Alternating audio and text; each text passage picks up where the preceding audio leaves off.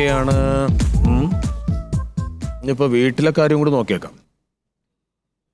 Hello, ആ കൊടുത്താ ഇല്ലല്ലേ? ആ അപ്പോൾ ഒരു കുത്തങ്ങോട്ട് കുത്തുക, ഒറ്റ കുത്ത്.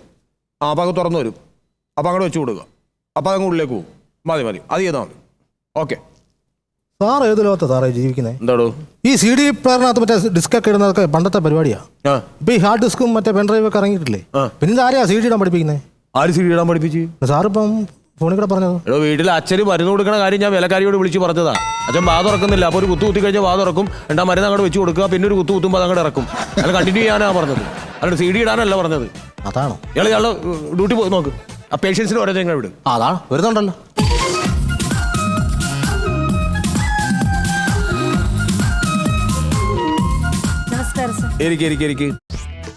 ഞാനങ്ങനെ ഇരിക്കാറില്ല മൂത്തവരുടെ മുമ്പില്. ശരി ശരി ശരി, ആ പറയൂ പറയൂ, എന്താണ് പ്രശ്നം? സാറേ എന്റെ പേര് ശ്രീകുട്ടി എന്നാണ്. ആ നല്ല കുട്ടിയാണല്ലോ, പറയൂ പറയൂ. ഞാനൊരു ഉത്തമയായ കുടുംബിനിയാണ്. ഓ അങ്ങനെയുള്ളവരാണ് നമുക്ക് ആവശ്യം, പറഞ്ഞോളൂ. സാറേ ഞാനും 10 വർഷം പ്രണയിച്ച് കല്യാണം കഴിച്ചതാണ്. Love marriage? അതെ സാർ. അതായത് ഇപ്പൊ ഭക്ഷണം കഴിക്കുമ്പോ ഞാൻ മാറിക്കൊടുത്താലേ ഹസ് കഴിക്കുള്ളൂ. ഹസ് വരുത്തന്നാലേ ഞാൻ എനിക്ക് ഇറങ്ങുള്ളൂ. അത് കുഴപ്പമുണ്ടോ? ഇല്ല അതൊന്നും പ്രശ്നം. ചിലത് അങ്ങനെയാ, അങ്ങോട്ടും ഇങ്ങോട്ടും ഇങ്ങനെ വാരി കൊടുത്തുകൊണ്ടിരിക്കും. സാറേ പിന്നെ എവിടെയെങ്കിലും പോകുമ്പോഴേ എനിക്ക് ഹസ് ഇല്ലാണ്ട് എനിക്ക് പുറത്തിറങ്ങാൻ പറ്റും. ഒറ്റയ്ക്ക് പോകാനുള്ള ഒരു ബുദ്ധിമുട്ട് ഹസ്സിന് അങ്ങനെ തന്നെയാണ്. അത് പ്രശ്നമൊന്നുമല്ല. അതൊന്നും ഒരു പ്രശ്നമല്ല, അതൊക്കെ ദാമ്പത്യത്തിൽ വരണ്ടേ. ഞങ്ങള് രാത്രി ഉറങ്ങാൻ നേരത്തെ ഈ ഗുഡ് നൈറ്റ് ഒക്കെ പറഞ്ഞ ഒരു ഉമ്മയൊക്കെ കൊടുത്തിട്ട് എത്ര പണക്കാണ്. കുഴപ്പമൊന്നുമില്ലല്ലോ, അതൊന്നും ഒരു പ്രശ്നമല്ല, അത് കിട്ടാനാ. അതെ അതെ. അപ്പൊ സാറേ ഒരു 2 മാസം മുന്നേ ആണ് ഞങ്ങളുടെ വീടിന്റെ അടുത്ത് ജോസ് ചായ വന്ന് താമസിച്ചത്. അതെ. അപ്പൊ ഈ ജോസ് ചായന് ഗ്യാസിന്റെ ഇതാണ്, ഏജന്റാണ്. ജോസ് ഗ്യാസ് ആണ്? അതെ അതെ, ഗ്യാസിന്റെ. അപ്പൊ ഒരു ദിവസം ഞങ്ങളുടെ എന്റെ വീട്ടില് ചേട്ടൻ ജോലിക്ക് പോയ സമയത്ത് ഗ്യാസ് കഴിഞ്ഞു. പോയ സമയത്ത് ഗ്യാസ് കഴിഞ്ഞു സാർ. അപ്പൊ പെട്ടെന്ന് എനിക്ക് എന്താ ചെയ്യണം, അപ്പൊ ഞാൻ നോക്കിയപ്പോ ജോസ് ചാൻ, അപ്പൊ ഞാൻ വിളിച്ചപ്പോഴേക്ക് ജോസ് ചാൻ വന്നിട്ട് അത് ഗ്യാസ് എനിക്ക് ഫിറ്റ് ചെയ്തു. അത് കഴിഞ്ഞ് പിന്നെ പിറ്റേ ദിവസം കഴിയപ്പോ ജോസ് ചാൻ രാവിലെ വീട്ടിൽ വന്നു. ഗ്യാസ് അതെ വന്നു. ഹസ്സില്ലായിരുന്നു സാർ. അപ്പൊ ജോസ് ചാൻ പറഞ്ഞു ഗ്യാസ് ഫിറ്റ് ചെയ്യണോ എന്ന് ചോദിച്ചു. അതെ അതെ അതെ, ജോസ് ചാൻ മറന്നുപോയി സാർ.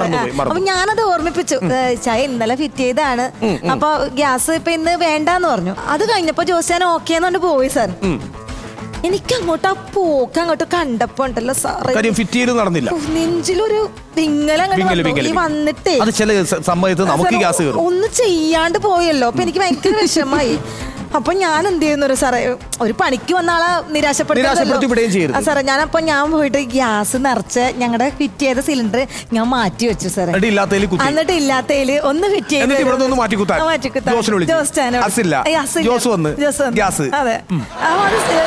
ചെയ്ത് പോയി സാറേ. അപ്പൊ എനിക്കൊരു സന്തോഷം, ചായനൊരു സന്തോഷം. അതിങ്ങനെ ഞങ്ങളിങ്ങനെ അങ്ങനെ എപ്പോഴും ഇങ്ങനെ ഗ്യാസ് തീരുമ്പോ ഈ ചായ വന്ന് ഫിറ്റ് ചെയ്ത് തരും. എങ്ങനെയായിരുന്നു സാറേ. പക്ഷെ പ്രശ്നം അതല്ല സാർ.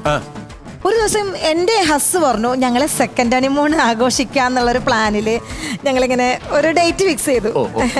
അപ്പോൾ ഡേറ്റ് ഫിക്സ് ചെയ്ത കറക്റ്റ് സമയത്ത് ഹസ്സിന് ഒരു വേറെ പോണ്ടി വന്നു. അപ്പൊ ഇനി ഞാൻ ആകെ വിഷമായി. അപ്പൊ ജോസ് ചാൻ പറഞ്ഞു നീ ഇപ്പൊ വിഷമിക്കണ്ട, ഞാൻ നിന്നെ ഈ ഊട്ടി കൊടൈക്കനാലൊക്കെ കൊണ്ട് കാണിക്കാന്ന് പറഞ്ഞു. അത് കുഴപ്പമൊന്നുമല്ലോ. അതെ. അപ്പൊ എന്നോട് പറഞ്ഞു എന്നെ കൊണ്ട് കാണിക്കാൻ. അങ്ങനെ 2 ദിവസത്തെ ഊട്ടി കൊടൈക്കനാലൊക്കെ ജോസ് ചാൻ എന്നെ അവിടെയൊക്കെ കൊണ്ട് കാണിച്ചു. 2 ദിവസത്തേക്കാണ് നിങ്ങൾ പോയത്? പക്ഷെ വന്നപ്പോ ഒരു ദിവസം കൂടിപ്പോയി സാർ. അവിടെ കണ്ടു കഴിഞ്ഞപ്പോ അതെ അതെ അങ്ങനെയായി. 3-ാം ദിവസം ഇവിടെ വീട്ടിൽ വന്നു സാർ. വന്നു കഴിഞ്ഞപ്പോ തൊട്ട് എന്റെ ഹസ്ബൻഡിനോട് മിണ്ടുന്നില്ല. എന്താന്നല്ല, എന്റെ മുഖത്ത് നോക്കുന്നില്ല, എനിക്ക് ചോറ് വാരി തരുന്നില്ല, മിണ്ടുന്നില്ല. ഞാൻ എന്താ വേണ്ടത്? അല്ല ഇതിപ്പോ ഒരു കുഴപ്പമാണോ സാറേ? ഇതൊരു കുഴപ്പമില്ല. സ്വാഭാവികമായിട്ട് നമുക്ക് പോകാൻ പറ്റാത്ത സ്ഥലത്ത് മറ്റൊരാൾ നമ്മളെ കൊണ്ടേ സ്ഥലങ്ങൾ കാണിച്ചു സാറേ.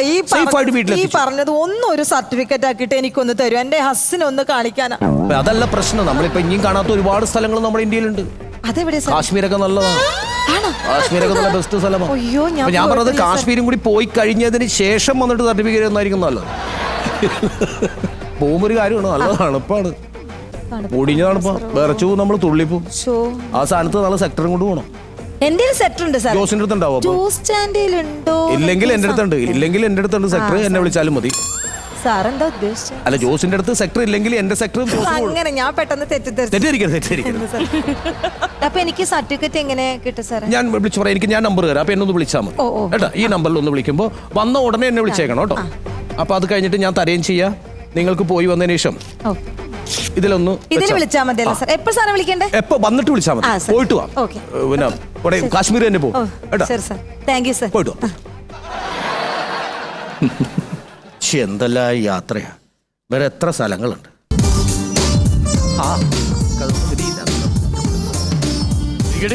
ഞാനല്ല ഇരിക്കണ്ട, ചേട്ടനാ ഇരിക്കണ്ട. അല്ല, നീയല്ലേ പേഷ്യന്റ്, നീ ഇരിക്കേ. നീ ഇരിക്കേ. എന്താ പ്രശ്നം? ഡോക്ടറെ, എന്റെ ഭാര്യയാണിത്. ഞാനും ഇവിടെ തമ്മിൽ പൊരുത്തപ്പെട്ടു പോകില്ല. അല്ലെ, നമ്മളിപ്പോ പറഞ്ഞത് നമ്മുടെ ഒരു പ്രായപ്പൊരുത്തമുണ്ട്, നമ്മുടെ മാനസികമായിട്ടുള്ള പൊരുത്തമുണ്ട്, അങ്ങനെ പലതരത്തിലുള്ള ഒരു പൊരുത്തങ്ങളുണ്ട്. പൊരുത്തമാണ് അതിനകത്ത് ഏറ്റവും വലുത്. അങ്ങനെയല്ല ഡോക്ടറെ, ഞാൻ സ്ഥലത്തുണ്ടായില്ല. ഞാൻ 18 വർഷം ഞാൻ ഗൾഫിലായിരുന്നു, ദുബായിലായിരുന്നു. ഗൾഫിൽ മണലാരണ്യത്തിൽ കിടന്ന് കഷ്ടപ്പെടുന്ന ഒരു പ്രവാസിയുടെ പ്രയാസം എനിക്ക് പറഞ്ഞാൽ മനസ്സിലാകും. അതെ, അവിടെ ഞാൻ ഡ്രൈവറായിരുന്നു. ഡ്രൈവർ ആവുമ്പോൾ ദുബായ് മൊത്തം കാണാൻ കഴിയുമല്ലോ. ആര് പറഞ്ഞു? ദുബായ് മൊത്തം കണ്ടല്ലേ? ഇല്ല, ഞാൻ കണ്ടിട്ടില്ല. ഞാൻ വീട്ടില് ഞാൻ വീൽ ചെയറിന്റെ ഡ്രൈവറായിരുന്നു. വീൽ ചെയറിന്റെ? അതായത് എന്റെ അറബിക്ക് കൈയും കാലും തളർന്നു കിടക്കാനുള്ള. അപ്പൊ പുള്ളിനെ വീൽ ചെയറിൽ ബാത്റൂമിൽ നിന്ന് സിറ്റ് ഔട്ടിലേക്ക് കൊണ്ടുവരിക, സിറ്റ് ഔട്ടിൽ നിന്ന് ബാത്റൂമിലേക്ക് കൊണ്ടുവരിക. ഇതായിരുന്നു എന്റെ പണി. 18 വർഷമായിട്ട് ഞാൻ പുറത്തിറങ്ങിയിട്ടില്ല. നിങ്ങൾക്കൊന്നും പറയാനില്ലേ? നിങ്ങളുടെ ഹസ്ബൻഡിനെ കുറിച്ചൊന്നും പറയാൻ? മണലാരണ്യത്തിൽ കിടന്ന് കഷ്ടപ്പെട്ടൊരു മനുഷ്യനാണ്. എനിക്കൊരു അസുഖവും ഇല്ല. അദ്ദേഹം പറയുന്നു നിങ്ങൾക്ക് ഞാൻ പറയട്ടെ അദ്ദേഹം വഴക്കിടരുത്. മാനസികമായ ഒരു സ്പർദ്ധ നിങ്ങൾ ഒഴിവാക്കുക. ഇല്ല. അപ്പൊ ഞാൻ ഇത്രയും കഷ്ടപ്പെട്ടിട്ട് ഇതൊക്കെ കഴിഞ്ഞ് ഞാൻ ഇവിടെ നാട്ടിൽ സുഖമായിട്ട് ജീവിക്കാന്ന് കരുതി വന്നു കഴിഞ്ഞാൽ ഇവിടെ ഞാനായിട്ട് ശരിയാവൂല. ഞാൻ എന്ത് പറയണം അതിനെതിരെ ഇവിടെ ചെയ്യും. നിങ്ങൾ എത്ര വർഷമായി മാരേജ് ചെയ്തിട്ട്? ഞങ്ങൾ 10 വർഷം കഴിഞ്ഞു. എന്താ നിങ്ങളുടെ പേരെന്താണ്? എന്റെ പേര് സുശീലൻ. നിന്റെ പേര് പറഞ്ഞു കൊടുക്കടി. സുശീലനും സുശീലയും. അതെ, രണ്ട് ശീലമുള്ളവർ തമ്മിൽ യോജിച്ചു പോകുന്നില്ല. ഇല്ല. എന്താണ് ഇവർ നിങ്ങൾ തമ്മിലുള്ള ഒരു പ്രശ്നം എന്താണെന്ന് എനിക്ക് ഇപ്പോഴും മനസ്സിലാവും. ഞാൻ ചായ ചോദിച്ചാൽ അവള് കാപ്പി എനിക്ക് തരും. അപ്പൊ പിന്നെ നിങ്ങൾക്ക് കാപ്പി ചോദിച്ചൂടെ? അപ്പൊ ചായ തരും. അല്ല, അങ്ങനല്ല. ചായയോ കാപ്പിയോ എന്തെങ്കിലും കൊണ്ടുവരാൻ പറയും. ചായയോ കാപ്പിയോ? യോ ഉണ്ട് അതിനകത്ത്. അതാണ് പ്രശ്നം. അപ്പൊ ഞാൻ എന്റെ ചോയ്സിന് ഞാൻ ഏതെങ്കിലും ഒരെണ്ണം ഞാൻ കൊണ്ടുവരും. അപ്പൊ പറയാം ഇതല്ല ഞാൻ ചോദിച്ചതെന്ന് പറയും. അതൊരു ചെറുതരം മാനസികമായ ഒരു വിഭ്രാന്തി. ചായയും കാപ്പിയും വിട്. ഞാനൊരു പുഴുങ്ങിയ മുട്ട ആഗ്രഹിച്ചു. എടി, എനിക്കൊരു പുഴുങ്ങിയ മുട്ട വേണമെന്ന് പറഞ്ഞു കഴിഞ്ഞാൽ ആ മുട്ട ഇവിടെ ഓംലെറ്റ് അടിച്ചു തരും. ഞാൻ എങ്ങനെ കഴിക്കും? അതെന്താണ് അങ്ങനെ ഒരു സാധനം എങ്ങനെ കഴിക്കും? പോട്ടെ, ഇതെല്ലാം പോട്ടെ. 2 മുട്ട ഒരു ദിവസം, ഈ പ്രശ്നങ്ങളൊന്നും ഉണ്ടാവണ്ട, കുടുംബത്തിൽ സമാധാനം ഉണ്ടാവട്ടെ എന്ന് കരുതി 2 മുട്ട ഞാൻ ഇവളുടെ അടുത്ത് കൊണ്ടു കൊടുത്തു. ഞാൻ പറഞ്ഞു ഒരെണ്ണം ഓംലെറ്റ് അടിക്കും, ഒരെണ്ണം ബുൾസൈ അടിക്കുന്നു പറഞ്ഞു. എന്നിട്ട് ഇവള് കാണിച്ചു വെച്ച പണി എന്താണെന്നറിയാമോ? ഓംലെറ്റ് അടിക്കണ മുട്ട എടുത്ത് ഇവള് ബുൾസൈ അടിച്ചു. ബുൾസൈ അടിക്കണ മുട്ട എടുത്ത് ഇവള് ഓംലെറ്റ് അടിച്ചു. ഞാൻ എങ്ങനെ കഴിക്കും? പറ.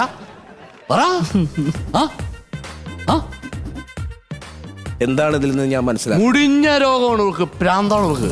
ഭ്രാന്ത് കൊടുക്കണം. എന്താ നിങ്ങൾക്ക് എന്താ പറയാനുള്ളത്? എനിക്ക് കുറച്ച് കാര്യങ്ങൾ സംസാരിക്കാനുണ്ട് ഡോക്ടറെ. ഞാൻ പറയുന്നത് നിങ്ങൾ പുറത്തു പോയി നിൽക്ക്. ഞാൻ പുറത്തു പോകണോ? രണ്ടുപേരും കൂടി പോയി ഒറ്റയ്ക്ക് വർത്താനം പറയാൻ എനിക്ക് ഭ്രാന്താണ്. പറയൂ, എന്താണ് നിങ്ങളുടെ ഉള്ളിൽ നിന്ന് സാധനങ്ങൾ പോറ്റെ? ഡോക്ടറെ, എനിക്കൊരു കുഴപ്പമില്ല. അറിയാം എനിക്ക്. എന്റെ ഭർത്താവിനാണ്. അറിയാം. എന്താണെന്ന് എനിക്കറിയത്തില്ല. കുറച്ച് ദിവസങ്ങളായിട്ട് തുടങ്ങിയാണ് മെന്റലി എന്തോ പ്രശ്നമുണ്ട്. കണ്ടാ നല്ല ജെന്റിലാണ്. ഒരു കുഴപ്പമില്ല. ഞാനിപ്പോ രാവിലെ തൊട്ട് പറയുക, ചേട്ടാ ഒന്ന് ചെടി നനയ്ക്ക്, അല്ലെങ്കിൽ ഒന്ന് കാറ് കഴുകുക എന്നൊക്കെ പറഞ്ഞാൽ പുള്ളി ചെയ്യത്തേ ഇല്ല. നല്ല മഴ പെയ്യുന്ന സമയത്ത് പുള്ളി ഇറങ്ങി ചെടിയും നനയ്ക്കും കാറും കഴുകും. എന്നിട്ട് കുളിമുറി കയറിയിട്ട് എൻ്റെ അടുത്ത് പറയും, സുശീലെ തോർത്തിങ്ങെടുത്തോണ്ട് പോവാ, ഞാൻ കുളിക്കാൻ കയറുവാന്ന്. ഈ നനഞ്ഞു വന്ന മനുഷ്യൻ ആ മഴയത്ത് നിന്ന് നനഞ്ഞതല്ലേ, പിന്നെ കുളിക്കേണ്ട കാര്യമുണ്ട് ഡോക്ടറെ?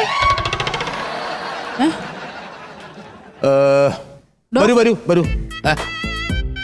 നിങ്ങള് വളരെ കോംപ്ലിക്കേറ്റഡ് ആയിട്ടുള്ള ഒരു കേസാണത്.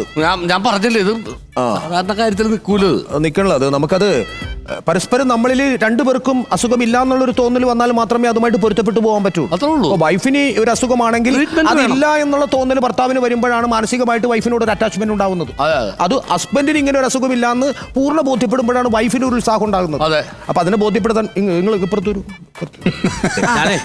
എന്ത് കഷ്ടപ്പാടിന് വേണം, എന്ത് സഹിക്കാൻ വേണമെങ്കിൽ ഞാൻ തയ്യാർ. പക്ഷെ ഇവളുടെ അസുഖം വീട് എവിടെയാണെന്നാ പറയണത്? വീട് എങ്ങനെയുള്ള വീടാണ്? വീട് സാധാരണ ഓടിട്ട് വീടാണ്. 4 കെട്ടാണോ? 4 കെട്ടാ. ഞങ്ങള് മഠത്തിലുള്ളവരാ. ഞാനിപ്പോ ഒരു ചെറിയൊരു ട്രീറ്റ്മെന്റ് ഒന്ന് ഉദ്ദേശിക്കുന്നത്, നമ്മുടെ ഒരു ഇല്ലമാണ്, നമ്മുടെ ഒരു തറവാടാണ്. തറവാട്ടിനുള്ളിൽ ഈ അമ്പലമുണ്ട്. അതിനടുത്ത് കുളമോ കിണറോ അങ്ങനെ എന്തെങ്കിലും ഉണ്ടോ? ഉണ്ട്. അപ്പൊ കുളം അശുദ്ധമാകുമ്പോൾ സ്വാഭാവികമായിട്ട് നമ്മൾ എന്ത് ചെയ്യും? അത് ശുദ്ധമാക്കാൻ ശ്രമിക്കും. അല്ലേ? അടിച്ചു കളിച്ച് ശുദ്ധമാക്കും. അപ്പൊ അങ്ങനെ ഒരു ചെറിയ ഒരു കാര്യം നിങ്ങളെ ഞാനൊന്ന് ബോധ്യപ്പെടുത്തുക. എന്താണ് ഇത്? നമ്മുടെ ഈ സൈക്കോ ട്രീറ്റ്മെന്റിലുള്ള ഒരു അറിയാലോ. പറഞ്ഞോ, എനിക്ക് കുഴപ്പമൊന്നുമില്ല. ഞാൻ നോർമൽ ആണല്ലോ, അവളാണല്ലോ പ്രശ്നക്കാരൻ. അപ്പൊ നമ്മുടെ സങ്കല്പം, സപ്പോസ് പറഞ്ഞാട്ടെ, നമ്മുടെ കുളത്തില് ഒരു മരപ്പടി അത്ത് വീണു. എപ്പോ? അയ്യോ, വീണു. സങ്കല്പം. സങ്കല്പം. കുളം അശുദ്ധമായി. അടിച്ചു കളിച്ച് നമ്മൾ ഇനി അത് ശുദ്ധീകരിക്കണം. അതെ. അപ്പൊ അതിനെന്ത് ചെയ്യും? വീട്ടിലെ മുതിർന്ന കാരണവരോടും അമ്പലത്തിലെ പൂജാരിയോടും നമ്മൾ ചോദിക്കും. അടിച്ചു കളിച്ച് നമുക്കിത് പുണ്യാഹം തളിച്ച് ശുദ്ധമാക്കി കൂടെ. ഓക്കെ, അത്രേ ഉള്ളൂ. മുത്തശ്ശനായിട്ട് ഇപ്പൊ നമുക്ക് വീട്ടിലേക്ക് പോകാനും പറ്റില്ല, നമുക്കിത് അവതരിപ്പിക്കുകയും വേണം. അപ്പൊ മുത്തശ്ശനായിട്ട് എന്നെ അങ്ങ് സങ്കല്പിക്കുക. ഏത്? ഡോക്ടറിനെ സങ്കല്പിക്കുക. എന്തെങ്കിലും ഉണ്ടെങ്കിൽ നമുക്ക് അറിയാൻ പറ്റും. പ്രകടനത്തിൽ അറിയാം. ചേട്ടൻ പറഞ്ഞു കഴിഞ്ഞാൽ വേണമെങ്കിൽ ഞാനും പറയാം. അപ്പൊ മുത്തശ്ശനായിട്ട് എന്നെ അങ്ങോട്ട് സങ്കല്പിച്ചിട്ട് കുളത്തിൽ ഒരു മരപ്പെട്ടി ചത്ത് കിടക്കുന്നു. അപ്പൊ അതിന് പുണ്യാഹം വേണോ മുത്തശ്ശ എന്ന് എന്നോട് ചോദിക്കുന്നത് കറക്റ്റ് ആയിട്ട് ഈ 5 കോളം ഫില്ല് ചെയ്യാൻ പറ്റണം. സാറേ, ഞാൻ പറഞ്ഞു തെറ്റരുത്. ഇല്ല, ഇവിടെയാണ് നമുക്ക് അതിന്റെ കോളം ഫില്ല് ചെയ്യാൻ പറ്റുന്നത്. ഞാൻ ചെയ്തോളാം. ഡോക്ടറെ, കുളത്തില് ഞാൻ ഡോക്ടറല്ല, മുത്തശ്ശനാണ്. സോറി. അതാണ് ഞാൻ പറയണത്. ഈ സെൻസ് വർക്കൗട്ട് ആകുന്നുണ്ടോ ഇല്ലേ എന്നുള്ള ഒരു ജസ്റ്റ് ഒരു പരീക്ഷണം മാത്രമാണ് നമ്മളോട്. മനസ്സിലെപ്പോഴും ഞാൻ മുത്തശ്ശൻ. ഒന്നോളൂ. ഇല്ല, നമ്മുടെ ഇല്ലത്തിന്റെ വീടിന്റെ ആരാണ് ചത്തത്? അതാണ് ഞാൻ പറഞ്ഞത്. വൈഫിന്റെ മുമ്പിൽ നിങ്ങളെല്ലാം മാനസിക രോഗി എന്ന് ബോധ്യപ്പെടുത്തുന്നതിന് വേണ്ടിയിട്ട് മാത്രം സെൻസിലേക്ക്. നിങ്ങളുടെ വീട്, നിങ്ങളുടെ ഇല്ലം, നിങ്ങളുടെ കുളം, നിങ്ങളുടെ വീട്ടിൽ ആ കുളത്തിൽ ഒരു മരപ്പെട്ടി ചത്ത് കിടക്കുന്നു. മുത്തശ്ശനോട് അനുവാദം ചോദിക്കുന്നു. മരപ്പെട്ടി, കുളം, ഇല്ലം. ഓക്കെ. മുത്തശ്ശൻ മരിച്ചുപോയി, പുണ്യാഹം തളിക്കണം, മരപ്പെട്ടി. ഓക്കെ അല്ലേ? ഞാൻ ഓക്കെ അല്ലേ?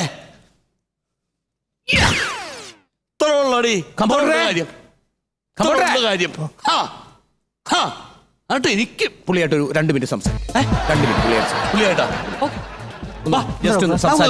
നമ്മുടെ ഇതൊക്കെ സെല്ലൊക്കെ ഒന്ന് കാണിച്ചു. വേദനിപ്പിക്കല്ലേ? എന്താ ഡോക്ടർ, എന്താ കാര്യം? ഒന്നുമില്ല. ഞാനത് ഇങ്ങനെ അത് പറയൂന്ന് എനിക്കറിയില്ല. ഇനി കടന്നുപോയി. എന്താ? മൂത്തുപോയി. അയ്യോ, എന്റെ ചേട്ടൻ, എനിക്ക് സഹിക്കാൻ പറ്റുന്നില്ല. ഞാൻ എന്തോ ചെയ്യും? മരുന്നില്ല, മന്ത്രമില്ല. അതിനിപ്പോ നമ്മുടെ വിധി എന്ന് മാത്രമേ പറയാവൂ. അയ്യോ, ഞാൻ ഇനി എന്ത് ചെയ്യും? ഒന്നും ചെയ്യണ്ട. ഇനിയിപ്പോ അത് ഞാൻ പറയണത് ഉള്ളതുപോലെ നമുക്ക് പേരിന് ഒരാൾ അങ്ങനെ കൊണ്ടു നടക്കുക. പിന്നെ ഫോൺ നമ്പർ എന്തെങ്കിലും ഉണ്ടെങ്കിൽ ഒന്ന് എനിക്ക് തരിക. ഞാനും വിളിക്കാം. FB ഉണ്ട്, വാട്സപ്പ് ഉണ്ട്, Instagram ഉണ്ട്. എപ്പോ വേണമെങ്കിലും ഞാൻ എന്തെങ്കിലും ഒരു വിഷമം വന്നാ ഡോക്ടറിനെ വിളിക്കാം. ഞാനൊരു ഗുളിക തരാം. അപ്പൊ പുള്ളി മയങ്ങി കിടക്കുകയും ചെയ്യും. ആ സമയത്ത് നമുക്ക് 1 മണിക്കൂറോ 2 മണിക്കൂറോ അല്ലെങ്കിൽ രാത്രി 2 മണി വരെയോ എത്ര വേണമെങ്കിലും ചാറ്റ് ചെയ്യാം. ഡോക്ടർ എന്താ ഉദ്ദേശിക്കുന്നത്? അല്ല, ഞാൻ പറയുന്നത് പുള്ളി ആ പോയി താൽക്കാലിക ഒരു സന്തോഷത്തിന് വേണ്ടി ഒരു ചാറ്റ് ആയാൽ ബുദ്ധിമുട്ടുണ്ടോ എന്നാണ് എന്റെ ചോദ്യം. പെണ്ണുങ്ങളെ കുറിച്ച് നീ എന്തോടാ വിചാരിച്ചത്? എന്റെ സ്വഭാവം മാറ്റരുത്. ഇപ്പൊ എനിക്കൊരു കാര്യം മനസ്സിലായടാ. ഷോക്ക് വേണ്ടത് ഇവിടെ വന്ന പേഷ്യൻസിനല്ല, നിനക്കാ ഷോക്ക് വരേണ്ടത്.